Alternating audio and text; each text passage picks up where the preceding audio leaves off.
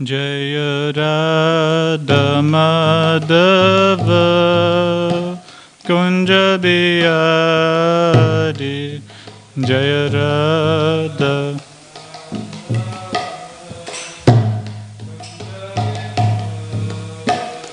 Jaya Gopi Jana Ballava Girivaradari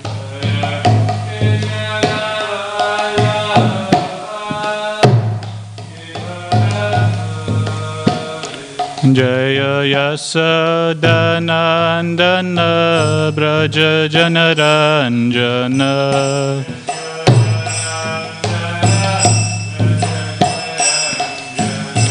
Yamuna Tira Vanachari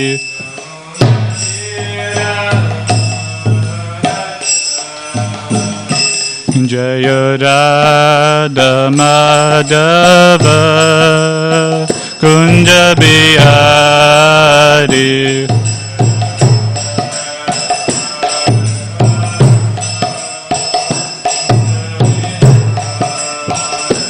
Jaya Gopi Jana Ballava Girivaradari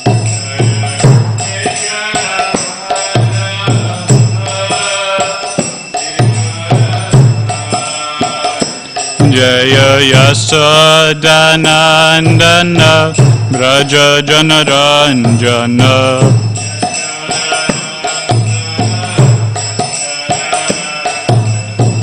Yamuna Tira Vanachari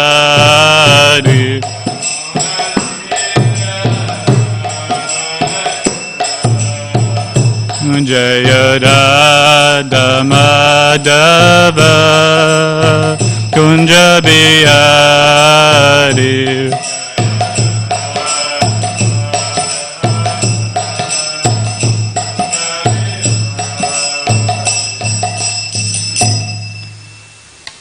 Jaya Om Vishnu Paramahamsa Astotra Sata Shri Srimad His Divine Grace Srila A.C. Bhaktivedanta Swami Srila Prabhupada Ki Jai ISKCON Founder Child Beauty Founder Charger Guru Srila Prabhupada Ki Jai Shri Radha Ashtami Mahamotsav Ki Jai Entire Gaur Premanande Hari Hari Bol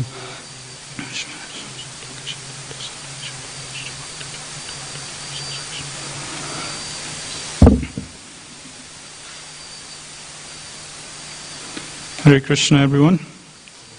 Happy Radha Ashtami to everyone who's tuning in today. So today is the most auspicious day of the Divine Appearance Day of Srimati Radharani. And so today in Bhagavatam class we'll be reading from 10th canto, chapter number 30, text number 28. So actually the whole tattva of Srimati Radharani, her glories, her pastimes, is very, very confidential. And that's why in the whole Bhagavad Gita, Krishna, only in one verse does he indirectly mention about Srimati Radharani. In that famous verse, Mahatmanas tu Mampata, Devim Prakriti Mashita. In that verse, Krishna is saying that Mahatmas, the great devotees, they are under the shelter of mine, divine energy. And that divine energy is Srimati Radharani. So only indirectly, Krishna mentions her name in Bhagavad Gita, and even it's said in the Bhagavatam itself, her name is not mentioned anywhere in the entire Bhagavatam. Although the Bhagavatam has 10,000 verses, such a big, immense literature, still the glories of Srimati Radharani, her tattva is so confidential that actually, technically speaking, nowhere in the Bhagavatam is her name mentioned. But this particular verse, which we're going to be reading today, 10:30:28, it's said by the Acharyas that indirectly her name is mentioned by Srila Sukadeva Goswami in this particular verse of Bhagavatam. And the reason, the Acharyas give different reasons of why her name is not mentioned in the Bhagavatam, anywhere in the entire Bhagavatam. And Srila Sanatana Goswami, in his famous book, Brihad Bhagavatamrita. In that book by Srila Sanatana Goswami, he puts forward this one conversation that Maharaj Parikshit he has with his mother, Uttara.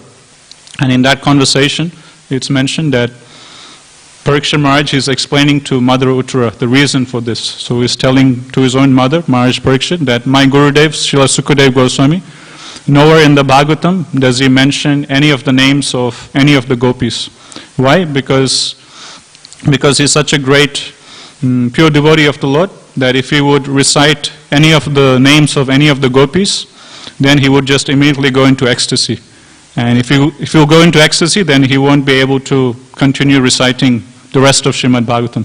So for the sake of doing his service properly, for the sake of finishing narrating the entire Srimad Bhagavatam, Sukadev Goswami purposefully doesn't mention any of the names of any of the gopis of Vrindavan. Because if he would do so, he would just go into an ecstatic trance and he wouldn't be able to continue on with the Bhagavatam class. So this is the reason given by Srila Sanatana Goswami in his book Brihad Bhagavatamrita why the gopis' names aren't mentioned in Bhagavatam. So then how do we know so much about Srimati Radharani now? It's only by the mercy of Chaitanya Mahaprabhu and the mercy of the followers of Mahaprabhu, the Goswamis. Only when Mahaprabhu came and the Goswamis came, the followers of Mahaprabhu, then only the names of all the gopis of Vrindavan, Srimati Radharani, her glories, her pastimes, her tattva, only then was all of this revealed.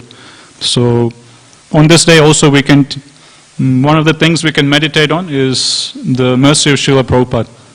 Because in Bhagavad Gita, the glories of Srimad Radharani is not mentioned. In Bhagavatam also, it's not mentioned directly.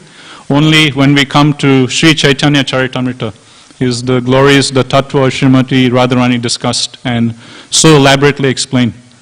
And who gave us Sri Chaitanya Charitamrita? It's only Srila Prabhupada. If Srila Prabhupada hadn't translated Chaitanya Charitamrita, haven't written his purports, then we wouldn't have known so much about Srimati Radharani, about the gopis of Vrindavan, about their mood, their consciousness, the whole tattva, the philosophy, the glories of Radharani and the other gopis.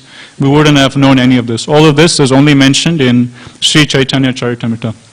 Because it's a very great exalted philosophy, very confidential. Only in this very great transcendental literature by Krishna Goswami is all of these most deepest and inner secrets of bhakti explained. So on this day we can meditate on and offer our gratitude to Srila Prabhupada for giving us Chaitanya Charitamrita. If it wasn't for Srila Prabhupada, we wouldn't know all this about Srimati Radharani. We wouldn't know all these deeper secrets of Krishna and the Vrajavasis. Srila Prabhupada gave us Shri Radha Gopinath. Srila Prabhupada gave us Gaur Nitai, Jagannath Baladev Subhadramani. And I was just reading actually in Lilamrit at the start, in the first volume, if you read Lilamrit, it's explained that when Srila Prabhupada was a small kid, his father, I think Gaur Mohan De, whenever any guests would come to Srila Prabhupada's father's house, Prabhupada's father would always request his guests that please bless my son, Abhay Charan, that he becomes a very great devotee of Srimati Radharani. So in this way, whichever guest would come to Srila Prabhupada's house, or sannyasis, or any Babajis, or anyone, his father, Srila Prabhupada's father, would always request the guest that please bless my son, so my son will be a very great devotee of Srimati Radharani. And we can see what a great exalted devotee of Srimati Radharani Srila Prabhupada is. Srila Prabhupada, he took Srimati Radharani, he took Krishna to every town and village, to every city. Prabhupada installed beautiful deities of Shri Radha Krishna. And now Shri Radha Krishna, Shri Radha Gopinath are being worshipped in every town and village all around the world. Okay, so we'll now recite this famous verse. So this is Canto 10, Chapter 30, text number 28. Anayara ditonunam Bhagavan Harir Ishvaraha Yanno Vihaya Govinda Prito Yam Anayadraha Anayara ditonunam Bhagavan Haririshvaraha Yanno Vihaya Govinda Prito Yam Anayadraha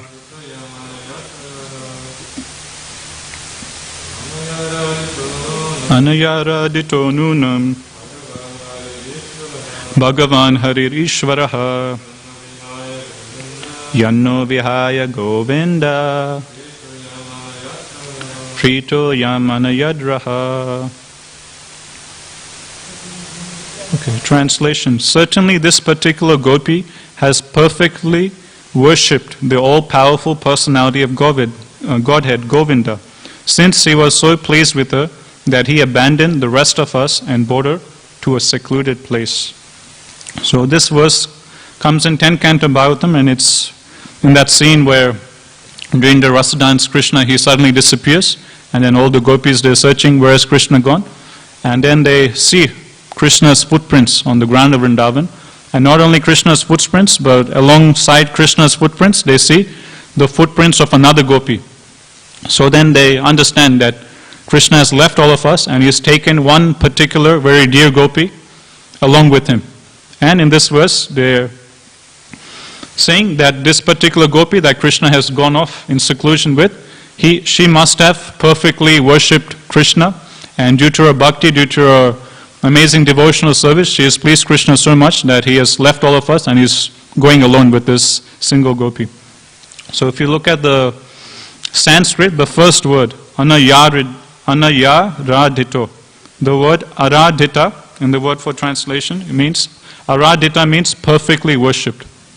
Like this, the famous verse, aradhanam sarvesam Vishnu aradharam param, that out of all forms of worship of Lord Vishnu is the topmost. So the word aradhana means one who is, it means literally worship. And it's in that word, aradhita, that Srimati Radharani's name is indirectly mentioned by Sukadeva Goswami. And in Chaitanya Charitamrita, Krishnaraj Kaviraj Goswami, he explains that the name Radha or Radhika, which is mentioned in all the Puranas, it comes from the root word aradhana. Prabhupada explains. So aradhana means worship, and Srimati Radharani, she is that devotee or she is that personality who excels all other personalities, or devotees in worshipping Krishna. So she is the topmost worshipper or the topmost devotee of Krishna. So that's why her name is Radhika, or her name is Radha, one who excels everyone else in worshipping Krishna. So read the purport. Srila Vishnava Chakravarti Thakur explains that the word aradhita refers to Srimati Radharani. He comments, the sage Sukadeva Goswami has tried with all endeavor to keep her name hidden, but now it automatically shines forth from the moon of his mouth.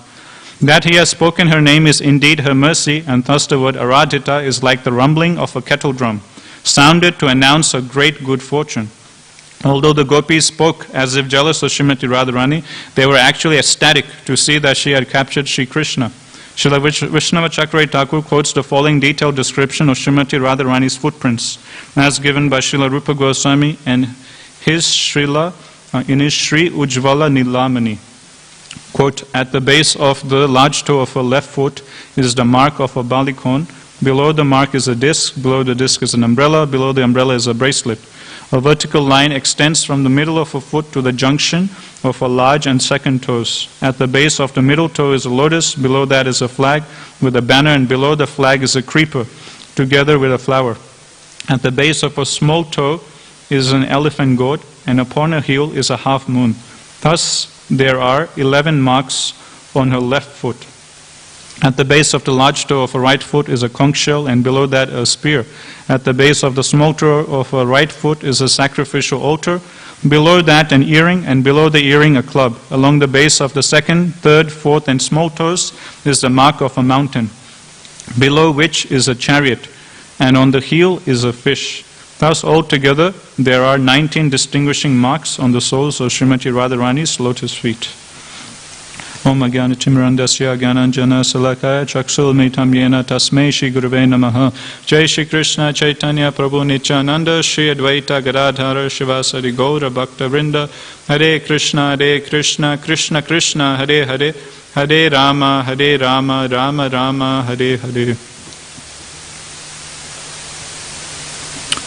Hare Krishna.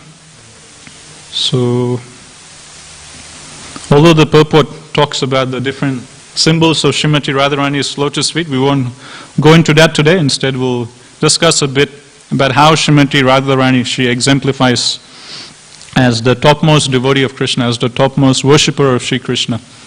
So we'll be mainly reading from Chaitanya Charitamrita. So I've printed out some verses from CC. As I was explaining before, that the glories, the Tattva Srimati Radharani is not mentioned in Bhagavatam or Gita, only in CC are we given so many beautiful verses and purports, also by Srila Prabhupada, about the Tattva of Srimati Radharani. So in the start of Nectar of Devotion, Srila Prabhupada, he writes about the different characteristics of devotional service. And one of the characteristics of devotional service is that devotional service is so great that devotional service attracts the all-attractive Supreme Personal Godhead. So Krishna, his name is Krishna, which means all-attractive, which means Krishna, he attracts everyone in this universe. But there is one thing which attracts even Krishna himself, and that one thing is devotional service. And Prabhupada writes in Nectar of Devotion that Srimati Radharani, she is the embodiment of devotional service to the highest degree. So she is the personification of devotional service. And Prabhupada also further elaborates that as devotees, as practicing sadhakas, it is a duty of all devotees to follow in the footsteps of Srimati Radharani. Because she is the topmost devotee, so if we want to please Krishna, attract the attention of the all-attractive, then we have to follow in the footsteps of Srimati Radharani, take her blessings to attract Krishna's attention. In the 10th canto of Bhagavatam, I was reading recently in the pastime of the Damodar Leela of Nalakuvera, Manigriva.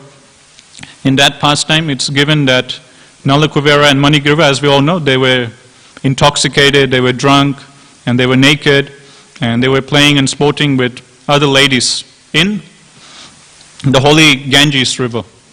So out of all the places they could have been doing their sinful activities, they choose to, bathe naked, intoxicated with young ladies in the most sacred Ganges.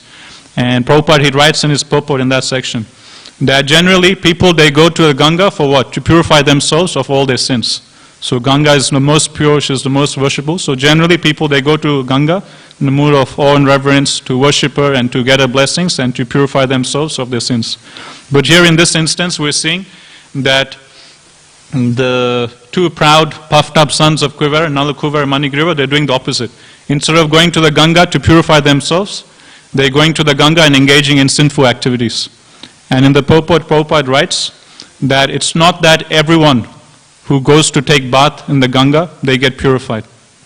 And Prabhupada further clarifies by saying, everything, either spiritual or material, is based on one's mental condition or based on one's consciousness.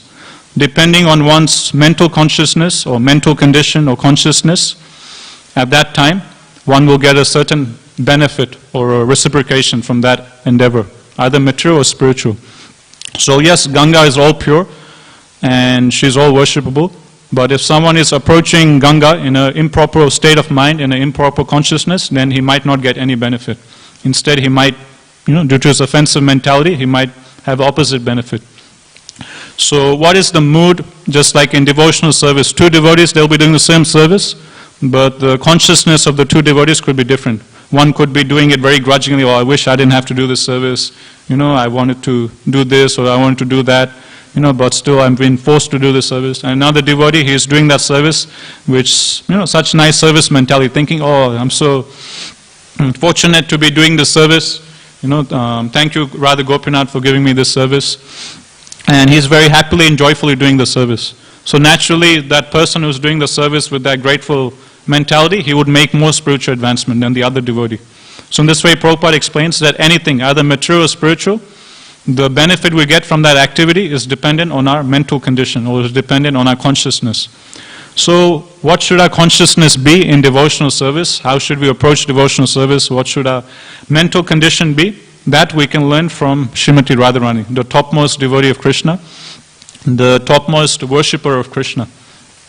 In Chaitanya Charitamrita, Krishnaraj Kaviraj Goswami, he explains that Krishna, he is unlimited and he has unlimited desires. And on the other side, we have Srimati Radharani.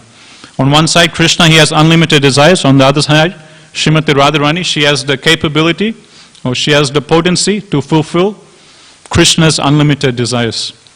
And that's why she is the topmost devotee of Krishna. So this is one characteristic of a devotee. A devotee, because he's the servant of the Lord. What does the servant do? The servant, he acts to please the master, and he sees what is the master's desire. If someone is the cook of a master, then he thinks, okay, what is it that my master wants today? And he asks his master, what would you like today?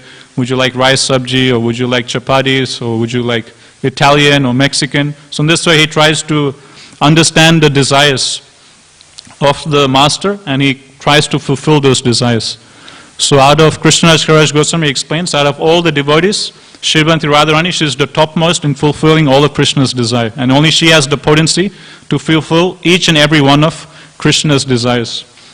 We are reading recently in Chaitanya Charitamrita, how in one verse, Krishnadas Kaviraj Goswami, he explains that the mental activities of Srimati Radharani, that expands as the gopis.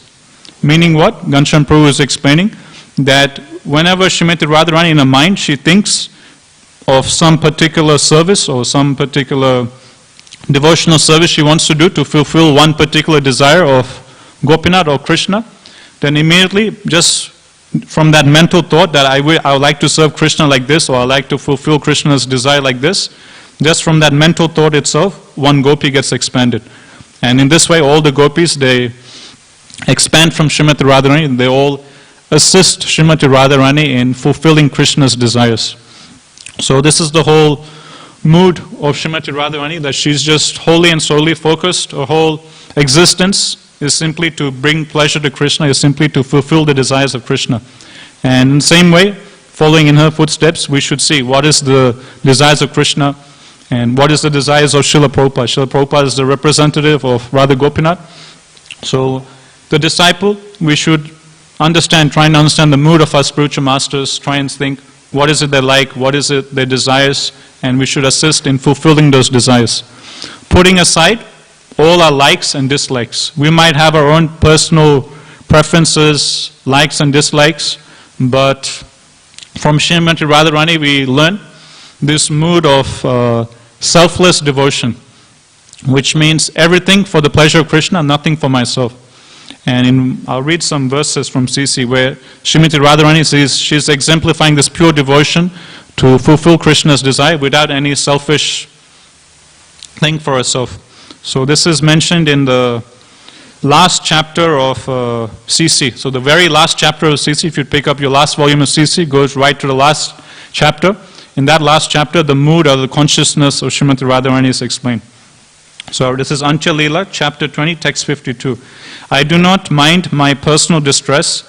I only wish for the happiness of Krishna, for his happiness is the goal of my life. However, if he feels great happiness in giving me distress, that distress is the best of my happiness. So I'll read this again. For his happiness is the goal of my life. However, if Krishna feels happiness in giving me distress, then I consider that distress to be the best of my happiness. So here we see the topmost limit of pure devotion. Generally, when we come to engage in devotional service, we pick some devotional service which suits our nature, which we like, and because that way it's more easier for our mental condition, and then we're able to do that service. And we stay away from other services which we might not like to do. And sometimes that service might be in high demand, that it's recommended that we do that service for a particular festival or some particular incident. But we're a bit hesitant because we want to do devotional to please Krishna, but at the same time we want to be happy also. So yes, we have this desire to do something nice to please Krishna and the Vaishnavas, but at the same time we have this desire in our heart to also do something which makes us feel good, do something which makes us feel happy, that makes us feel appreciated. But Srimati Radharani, her selfless devotion is so much that she's saying that all I care about is Krishna's happiness. If Krishna gets happiness by seeing me unhappy, then I'm happy to be unhappy. And I consider that unhappiness of myself to be the greatest happiness. So it sounds completely inconceivable. How can someone consider their unhappiness to be actually happiness? But this is the pure selfless devotion of Srimati Radharani. She's thinking, or she's speaking out loud, her mood, that if Krishna, he takes pleasure in seeing me unhappy, then I'll just continue being unhappy. Regardless of what how I feel, what I go through, I'll just continue being unhappy because that gives Krishna pleasure. So in this we see the pure Selfless Devotion of Srimati Radharani. I'll read some more verses. So this is another verse from same chapter, Untitled Chapter 20, text 56. If a gopi envious of me satisfies Krishna, and Krishna desires her, I shall not hesitate to go to her house and become her maidservant, for then my happiness will be awakened. So here now she is saying that if there is a particular gopi who Krishna likes more than me and who gives Krishna more pleasure than I'm able to do, then I will wholeheartedly, without any hesitation, go to that gopi, become her maidservant and serve that gopi and assist that gopi in giving Krishna pleasure. So again we see, when we read this, we can meditate of what is it our consciousness and what is it Srimati Radharani's consciousness. Then we can see what a big gap or difference there is. Actually, we're not really, in the true sense, devotees. We're kind of like imitation devotees if we compare our consciousness with Srimati Radharani's consciousness. Generally in devotional service, there's always a little competitive mentality. If you're doing cooking seva, then if you see some other devotee doing better cooking, then we want to compete with them, we want to do better with them. The tendency of becoming jealous, envious, naturally comes out in all of us when we see another devotee excelling us in devotional service. At least to some extent, a little jealousy or envy comes. But in the spiritual world, there's not even a trace of this jealousy or envy.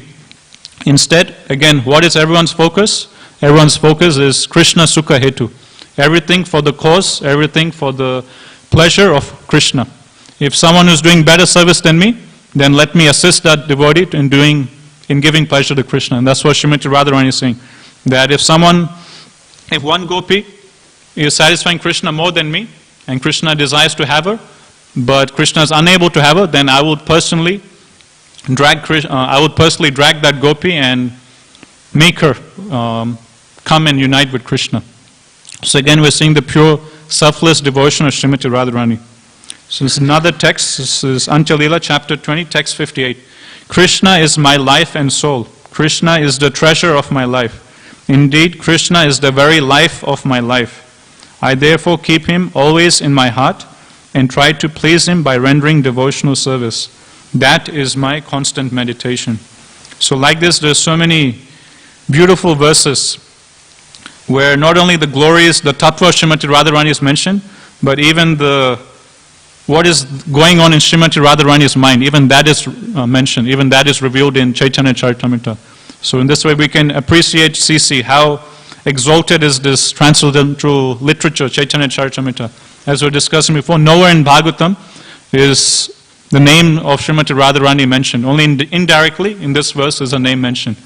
But in CC, not only are we taught about the tattva of Srimati Radharani, how Krishna has many different energies, and Srimati Radharani is the Hladini Shakti of Krishna. Hladini Shakti means that she is in charge of giving pleasure to Krishna. So whatever pleasure Krishna derives, that all comes from Srimati Radharani. Not only that, Hladini Shakti, she is in charge of not only giving pleasure to Krishna, but she is also in charge of giving pleasure to the devotees of Krishna, and she nourishes all the devotees of Krishna. So when we do a devotional service, let's say cooking or cleaning, distributing books, reading Bhagavatam, singing and dancing, while we're doing that devotional service, we feel a certain, spiritual ecstasy or bliss. We feel happy cooking for Krishna, we feel happy cleaning temple, we feel happy hearing about Krishna, we feel happy singing and dancing in front of Radha Gopinath. That happiness we feel deep in our heart, that happiness comes from Hladini Shakti, that happiness comes from Srimati Radharani.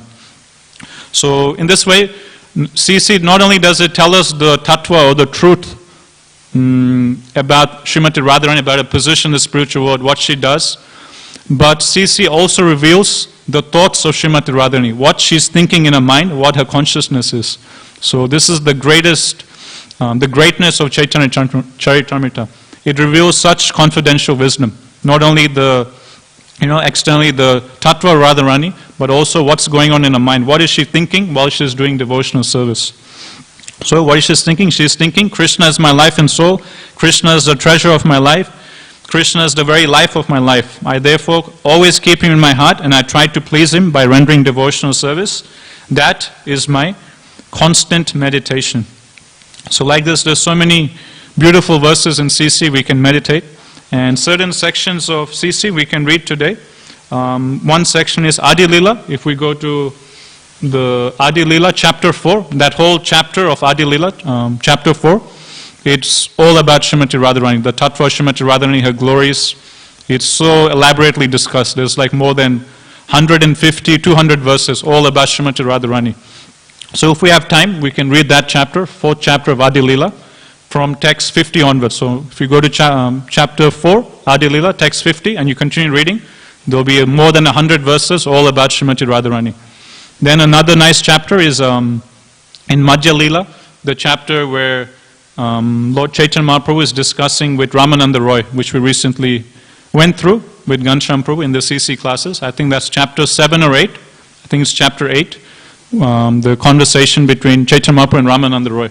And again in that chapter, when Mahaprabhu was asking about the perfection of life and Ramananda Roy is going higher and higher into conjugal love in that chapter.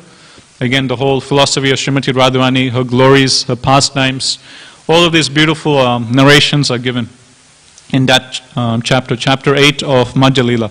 And also the last chapter of CC, Ancha Lila, chapter 20. That's also a very nice chapter to read. In this chapter, the mindset of Srimati Radharani, her consciousness is revealed, what she's thinking in her mind. So these are 3 beautiful chapters, Adi Lila chapter 4, Madhya Lila chapter 8, and the last chapter of CC in Ancha Lila. So these are some nice sections we can read today and meditate on. And coming back to Srimati Radharani exemplifying pure devotion, exemplifying herself as the topmost worshipper. Another quality given by Srila Krishnaraj Kaviraj Goswami in Chaitanya Charitamrita is how Radharani is always pushing forward devotees or the other gopis towards Krishna.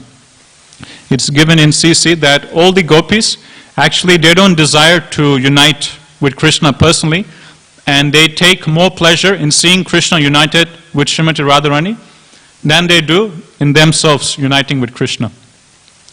But Srimati Radharani, although the other gopis, they don't desire to be in union with Krishna, Srimati Radharani, from her side, she's always planning and devising different means by which she can get the other gopis to interact with Krishna and to get the personal association of Krishna.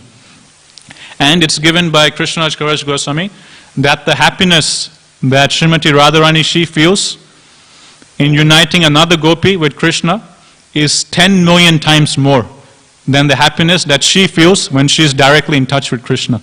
So again, this, if you meditate on this point, again it's completely inconceivable to our mindset. Generally one would think that when one is personally with Krishna, getting Krishna's personal association, there will be so much ecstasy and happiness. And some other devotee comes and unites with Krishna, okay, we feel happy that this devotee is getting a lot of mercy, it's nice. But to be 10 million times more happy seeing another devotee getting Krishna's mercy than us personally getting Krishna's mercy, that's completely, if you think about it, that's completely inconceivable to us. General human tendency is, if someone else is getting the mercy and we're not getting the mercy, then we tend to become a bit jealous of them, we tend to become a bit envious of them. Instead of becoming happy, we actually become a bit sad or depressed that, oh, he's getting all the mercy, I missed out. But in the spiritual, it's complete opposite. When someone else is getting the mercy, the other devotees, they become very happy and jolly. They think that, wow, this devotee is so fortunate, he's getting so much mercy. So again, we can compare this to ourselves. Are we actually feeling like that? Are we actually feeling bliss and satisfaction seeing other devotees getting the mercy?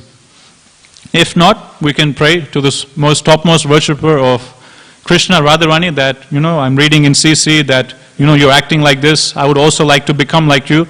Instead, I'm very envious of other devotees, I become jealous, please help me overcome this anatta, please help me also become happy at the success of other devotees' devotional service. So like this, there's so many beautiful verses in CC. And if we meditate on this, it's really astonishing. How can someone be 10 million times more happy seeing the success of another devotee than seeing his own success? So here again we see the pure selfless devotion of the Vrajavasi, the pure selfless devotion of the gopis and especially of Srimati Radharani. Also, furthermore, Krishnaraj Kaviraj Goswami, he explains of how Srimati Radharani, she expands herself for Krishna's pleasure. So Krishnaraj Kaviraj Goswami explains that all of the consorts of Krishna, they can be divided into three categories. One category is that of the gopis in Vrindavan, the other category is that of the queens of Dwarka, the other category is that of the Lakshmi or the goddess of fortune in Vaikuntha. And all of these gopis, all of these queens, all of these Lakshmi Devis or goddess of fortune, they all expand from Srimati Radharani. And as whenever Krishna expands, as Narayan or Vishnu or this incarnation, that incarnation, Srimati Radharani, she also expands to accompany Krishna, to serve Krishna. And she will match the mood of Krishna into whichever avatar or whichever expansion Krishna takes. She will change herself or change her mood and consciousness. She will behave in a particular way just to match that particular consciousness or mood of Krishna. For example, we're hearing in the CC classes, in the South Indian tour of Mahaprabhu, how Ghanshyam Prabhu is mentioning one story, how there's one particular temple in South India of Vishnu, and Prabhu was mentioning that just as Vishnu's mood is that of, awe and reverence, so he's very strict and he's very formal and he follows all the rules very strictly. So in the same way, Lakshmi Devi, to match that mood of Vishnu, she's also very strict and she's also very chaste. And she's a very chaste lady. So she does that to match Vishnu's mood. Excuse me, and Ghanshyam Prabhu was mentioning how in one particular Vishnu temple in South India, in front of the altar or in front of Lakshmi Devi, they have a stone, and in that stone they have 5 holes. And Prabhu was explaining the reason for why there is 5 holes in this stone in front of Lakshmi Devi. And Prabhu was explaining the reason why the stone is there with the 5 holes, because in Vedic culture, a chaste lady, she would never step outside of the house. She would always stay inside. She would never go outside into the public. But Lakshmi Devi, when Narayan he's leaving the house, she desires to see Narayan as he's leaving the house. But she can't leave the house. So what she will do, in an intense desire to see Narayan as he's going away, she will peek her head out from the window or out from the door to see Narayan off. She can't come outside, but at least she can push her head outside of the window or outside of the door. And while she is peeking her head outside of the door, she needs something to hold on to balance herself. And that something is that stone with the 5 holes. She puts her fingers into that stone with the 5 holes, and using that as to balance herself, she peeks out through the window and watches Lord Narayan leaving. So this is one example Ghanshyam Prabhu was sharing of how Lord Narayan, he is very strict. So in the same way, Srimati Radharani as Lakshmi Devi, she also matches that mood of Lord Narayan, to serve Lord Narayan as the most chaste lady. So she also never leaves the house, and she's also maintaining that strict chastity. Now in Vrindavan, Krishnaraj Kaviraj Goswami, he explains about the other gopis, about how all the other gopis in Vrindavan, they're all actually expansions of Srimati Radharani. And what is the mood in Srimati Radharani expanse as all the other gopis? Krishnaraj Kaviraj Goswami, he reveals the mindset of Srimati Radharani. She's thinking in her mind that Krishna, he is getting so much pleasure by associating with me and by enjoying pastimes with me. And I'm just one gopi. If I expand myself into many, many more unlimited gopis, then Krishna's pleasure will get increased even more times. If just one gopi like me is able to give Krishna so much pleasure, then how much more pleasure will Krishna give? Will Krishna get if there were many, many more gopis? Thinking like this, she expands herself into many, many different varieties of gopis. As the famous saying goes that Prabhupada will always quote, variety is the mother of enjoyment. So the more varieties we have, the more enjoyment one will get. Just like with prasad. If there's a big feast and there's so many different varieties of prasad prepared, then naturally the devotees partaking of that feast, they will get more pleasure and enjoyment. So in the same way, this is the consciousness of Srimati Radharani. Again, she's thinking of Krishna's pleasure. Krishna is getting so much pleasure just by uniting with me. But if I expand myself into many, many more gopis with different characteristics, with different moods, with different mentalities, with different skills and abilities, then there will be more variety for Krishna to enjoy. So in that consciousness, Krishnaraj Kaviraj Goswami explains, Srimati Radharani, she expands herself into many, many different gopis with different moods, attitudes, mentalities. Like in CC it's given, some gopis they're very feisty, like Srimati Radharani, and they go on Krishna's case. And other gopis they'll be very, very submissive, like Chandravali. And different gopis, they'll have their unique little characteristics, they'll have their unique skills, abilities, mentalities. And Krishna, he relishes all of this. He relishes the submissiveness of one particular gopi, he relishes the feistiness of another gopi. And in this way, Krishna gets more and more pleasure. And by whose mercy is Krishna able to relish all this? Again, it is only through Srimati Radharani. Srimati Radharani, she expands through all the through her potency, through all these gopis, and like that she is able to give Krishna more and more pleasure. So like this, CC hammers it again and again into mind that being a devotee means acting for Krishna's pleasure, nothing for oneself, but wholly and solely everything for Krishna's enjoyment, everything for Krishna's pleasure. And a devotee is supposed to put aside all of his likes and dislikes and just simply focus on this one aspect. And again, when we compare that to ourselves, we notice that we have so many likes, dislikes, and we're unable to forget ourselves, we're unable to put aside our likes and dislikes and just solely focus on Krishna's pleasure. So then today we can pray to Srimati Radharani, that you're the topmost devotee of Krishna. I've been reading, hearing from CC, how you exemplify pure devotional service. I would also like to become like you. I would also like to render pure devotional service to Krishna. But I'm struggling neophyte. You please help me develop this pure devotion to Gopinath so I can be a source of more pleasure for Gopinath. So like this, we can offer this prayer to Srimati Radharani. So like this, Krishnaraj Kaviraj Goswami, he glorifies the pure devotion, worship of Srimati Radharani in Chaitanya Charitamrita. And in one verse, he nicely sums up. I'll read the Bengali. Atta eva sarva puja parama devata sarva palika sarva jagatera mata. Therefore, Radha is Parama Devata, the supreme goddess, and she is worshipable for everyone. She is the protectress of all, and she is the mother of the entire universe. So for all the reasons above which we just discussed, Krishnaraj Kaviraj Goswami is saying, therefore Srimati Radharani is Parama Devata, that she is the most worshipable, the supreme goddess. And Sarva Puja, she is the most worshipable object for everyone in this entire universe. And Sarva Palika, she is the protector, she is the maintainer of all living entities. Just like the mother, she takes care of her children. Similarly, Srimati Radharani, she takes care and she protects all the living entities in this universe. And lastly, Sarva Jagatera Mata. Therefore, Srimati Radharani is the mother of the entire universe. So Srimati Radharani is our actual mother. She's our eternal mother.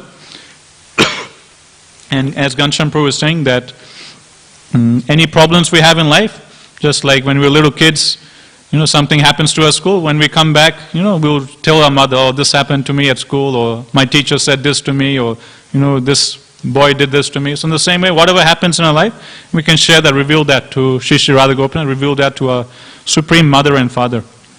Now in CC, there is in one section, there's 25 qualities of Srimati Radharani mentioned. So as we were explaining before, Rupa Goswami explains that Radharani is the personification of devotional service, and Radharani is that person who attracts the most attractive, who attracts Krishna himself. And what are the qualities that Srimati Radharani has that attracts Krishna's attention? 25 of those chief qualities are mentioned in CC. Actually, her qualities are unlimited, but 25 chief characteristics are given. So I'll read these out. Number 1, she is very sweet. Number 2, she is always freshly youthful. Number 3, her eyes are restless. Number 4, she smiles brilliantly.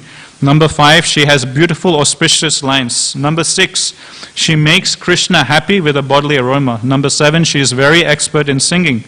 Number 8, her speech is charming. Number 9, she is very expert in joking and speaking pleasantly. Number 10, she is very humble and meek. This quality of Radharani, being very humble and meek, Prabhupada, he explains in his famous Radha Ashtami lectures about the consciousness of Srimati Radharani.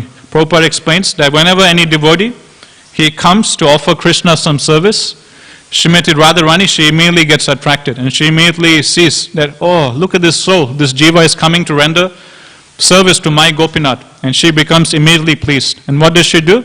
She looks at Gopinath, she looks at Krishna, and he tells Krishna that, Krishna, look at this soul, he is doing such nice service for you. He is so great, he is even better devotee than me. He is doing much better devotional service than me. You please accept him as your devotee. And then Prabhupada says that actually Krishna, he is the property of Srimati Radharani.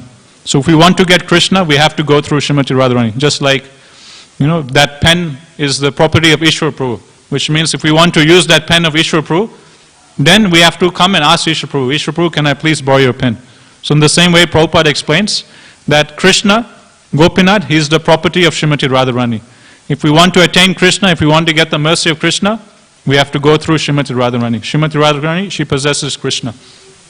So in this particular lecture, Prabhupada is highlighting this quality of the humility of Srimati Radharani. Although she is the topmost worshipper of Krishna, although she is the mother of the entire universe, she is the topmost goddess, she is the most worshipable personality in the entire universe, still, what is her mood? Whenever she sees anyone doing any nice devotional service, she looks at Krishna and tells Krishna, Krishna, just see what nice devotional service this devotee is doing. He is doing much greater devotional service than me. He is much greater devotee than me. You please accept him as your devotee. So from this we see the humility of Srimati Radharani. Number 11, she is always full of mercy. And it's given in CC that this quality, number 11 of Srimati Radharani, her compassion or mercy, is said to be, out of all the qualities, this is the one quality which attracts Krishna's attention more than all the other qualities. This quality of Srimati Radharani is mercy or compassion. So we'll come back to this later on. Number 12, she is cunning. Number 13, she is expert in executing her duties. Number 14, she is shy. Number 15, she is always respectful. Number 16, she is always calm.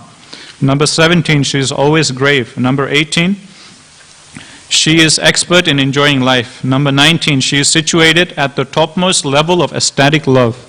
Number 20, she is the reservoir of loving affairs in Gokula.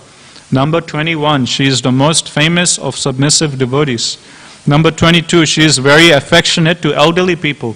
Number 23, she is very submissive to the love of her friends. Number 24, she is the chief gopi. Number 25, she always keeps Krishna under her control. In short, she possesses unlimited transcendental qualities just as Lord Krishna does. So this is in CC, Madhya Leela, chapter 23, text 87 to 91, the 25 qualities Srimati Radharani explained. And as I was mentioned before, out of these 25, the one quality which attracts Krishna's attention more than all the other qualities is a quality of compassion or mercy. And by this one particular quality of Srimati Radharani's compassion or mercy, Krishna is completely won over by Srimati Radharani. And this quality of compassion is in another place in Bhagavatam. Lord Shiva, he personally, in that section, Lord Shiva, he personally declares how it is this quality of mercy or this quality of compassion which actually attracts Krishna's attention the most. And one who does this, he becomes the topmost devotee of Krishna. So if we remember in the 8th canto of the churning of the milk ocean, when the poison starts coming, then all the devotees, they go to Lord Shiva and they beg him, please can you come and swallow this poison? This poison is, disrupting the entire universe. At that time, Lord Shiva, before going, he starts appealing to his wife, Mother Parvati. So generally, in household life, my Guru Maharaj explains, before the husband does anything, he first has to run it past his wife. Otherwise, if he just does something whimsically without running it past his wife, then his wife might get upset and, get angry. So Lord Shiva, he is also following the etiquette. Another example my Guru Maharaj gives in Brihad Bhagavatamrita, it's explained when Narad Muni is going to find the greatest devotee of Krishna, he comes to Lord Shiva and asks Shiva, who is the greatest devotee? And Shiva says, I'm not the greatest devotee. The greatest devotee is the goddess of fortune, Mahalakshmi. And then Narad Muni says, okay, then he goes. Then as Narad Muni is leaving, Lord Shiva secretly, without being noticed by his wife Parvati, he goes to Narad Muni and tells, actually stop. This is a secret just between you and me. Don't tell it to anyone. Actually, Mahalakshmi is not the greatest devotee. Actually, Prahlad Maharaj is the greatest devotee. And before I said Mahalakshmi, because my wife Parvati was there, and my wife Parvati, she's best friends with Mahalakshmi. So, because she's best friends with Mahalakshmi, I had to say her name as the best devotee. Otherwise, Parvati, she would get angry, my wife will get angry, and there'll be trouble at home. So that's why in her presence, I had to say the name of her best friend, Mahalakshmi. But actually, it's not her who's the best devotee, it's actually Prahlad Maharaj. So in this way, my Guru Maharaj explains that even in the higher realms, still these things are going on. So Lord Shiva, before he swallows the poison, he runs it past his wife. I'll read some verses. So this is 8th Canto, chapter 7, text 36 onwards. Lord Shiva says, "My dear wife, Bhavani, just see how all these living entities have been placed in danger because of the poison produced from the churning of the ocean of milk. It is my duty to give protection and safety to all living entities." And then he says, "My dear wife Bhavani, when one performs benevolent activities for others, the Supreme Personality of Godhead, Hari, is very pleased. And when the Lord is pleased, I am also pleased, along with all other living entities. Therefore, let me drink this poison for all the living entities, may thus become happy because of me." Then finally, in text 44, so this is Canto 8, chapter 7, text 44, he says, "It is said that great personalities almost always accept voluntary suffering because of the suffering of people in general. This is considered the highest method of worshipping the Supreme Personality Godhead." So, this is stated in Bhagavatam himself. Lord Shiva himself is declaring that the highest method of worshipping Krishna, the highest method of worshipping Gopinath is what? Voluntarily accepting suffering because of the suffering of others. Same thing Krishna, he says in Bhagavad Gita, that who is my topmost devotee? My topmost devotee is that person who, feeling compassion on others, goes out, reaches out to them, and shares this message of Krishna consciousness with them. So because Srimati Radharani, she has this glorious quality of compassion or mercy, or feeling pain upon the pain of others, and reaching out and sharing that compassion, sharing the mercy of others, that is why she is considered as the topmost devotee or the greatest worshipper of Krishna. Out of all the qualities of Srimati Radharani, again, this quality of compassion is mentioned to be that quality which attracts Krishna's attention more than anything else. Another nice purport in 4th Canto, we can read or discuss from to meditate a bit about the mercy or compassion of Srimati Radharani. So in 4th Canto, if you remember Dhruva Maharaj section, it's given that when Dhruva Maharaj, he comes crying back to his mother Suniti that this has happened, I've been insulted. Then his mother tells him that I can't do anything to help you, you please go to a forest and find Vishnu. Vishnu is very kind to his devotees, only Vishnu can help you. So in that purport, Prabhupada explains, this is 4th Canto, chapter 8, text 22.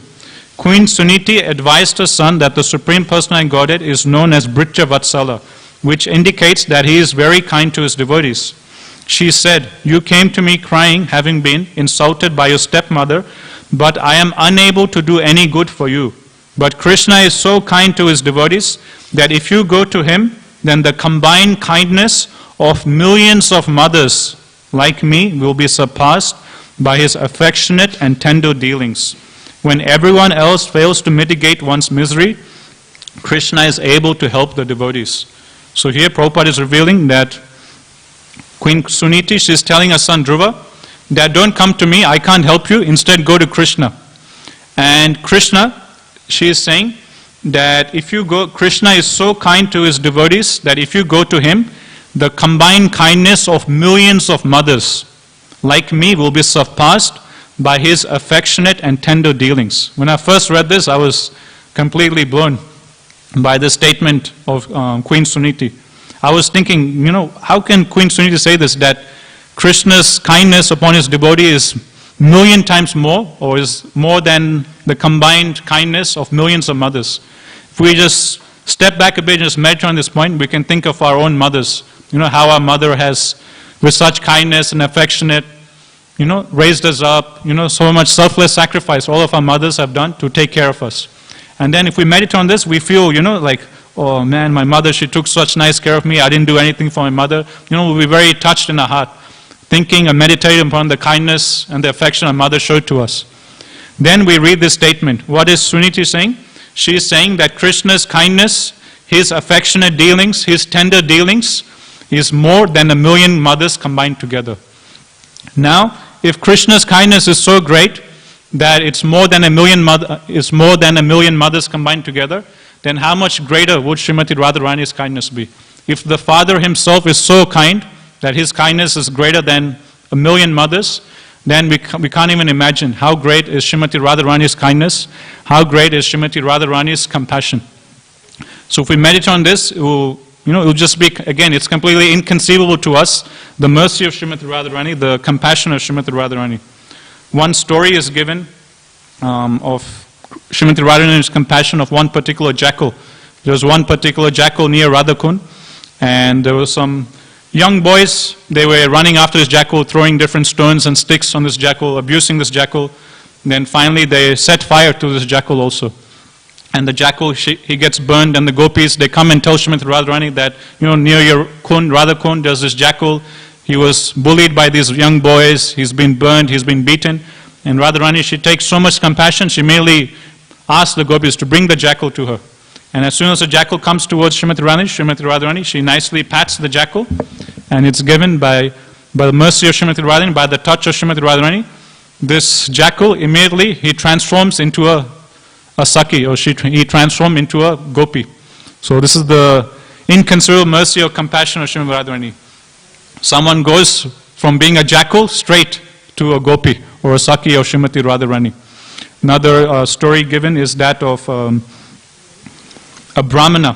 One Brahmana, he was being chastised by his wife that, our daughter, she's not getting married, we don't have any money to give in dowry, so you please go and get money. Until you get money, you can't come back to the house. So this Brahmana, he goes to Krishna, you're the son of Nanda Maharaj, the king of Raja, please give me some wealth as my dowry for my daughter's marriage. And Krishna says, no, I don't have anything, I can't give you anything.